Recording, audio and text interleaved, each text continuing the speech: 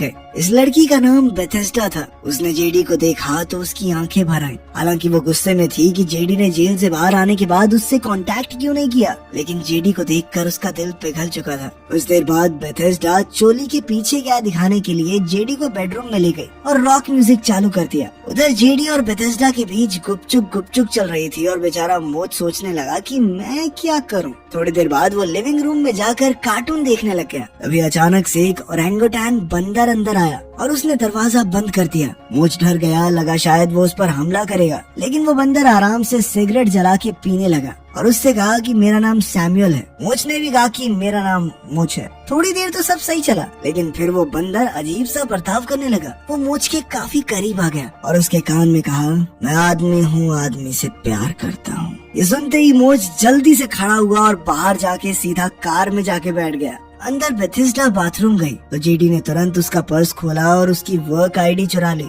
और बिना वक्त गवाए खिड़की से निकलकर जेडी भी कार में मोच के साथ बैठ गया। मोच ने फुल स्पीड से गाड़ी वहाँ से भगा ली। साले कहाँ चला गया था तू? पता है, एक बंदर मेरा शारीरिक फायदा उठाने को फिर रहा था।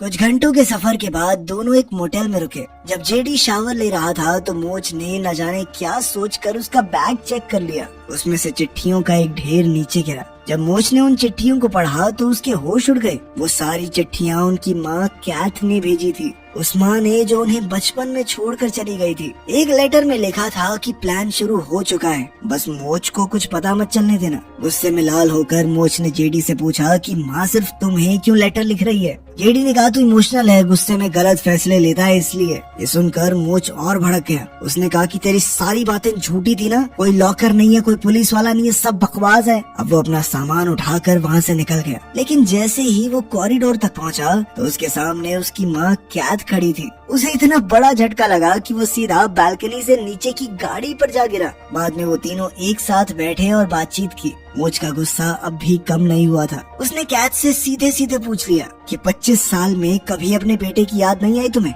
कैथ ने कोई सफाई नहीं दी और सीधा अपनी गलती को मान लिया। उसने कहा कि लालच में और पुलिस के डर की वजह से वो छुप गई थी। फिर उसने बताया कि कैसे उसके बॉयफ्रेंड ग्लेन ने सारे एमरल्ड्स को निगल लिया था, कैसे पुलिस उनके पीछे पड़ी हुई थी। जब वो भाग रहे थे तो ग्लेन को गोली लगी हुई थी, तो वो थोड़ी देर बाद ही मर गया। इसलिए कैथ ने उसकी लाश को छुपते छुपाते किसी सुनसान जगह पर दफना दिया और देश छोड़कर भाग गई। पर अब वो वापस आ गई थी क्योंकि उसके पास वक्त नहीं बचा था। दरअसल उसे ब्रेन कैंसर था। ये बात सुनते ही मोच के पैरों तले जमीन खिसक गई, लेकिन जेडी ने उसे समझाया कि ये बात बिल्कुल सच है। मोच ने कहा कि मुझे किसी एमरल्ड से कोई मतलब नहीं है, मैं छोड़ चुका हूँ ये चोरी चकारी। इस पर जेडी कहने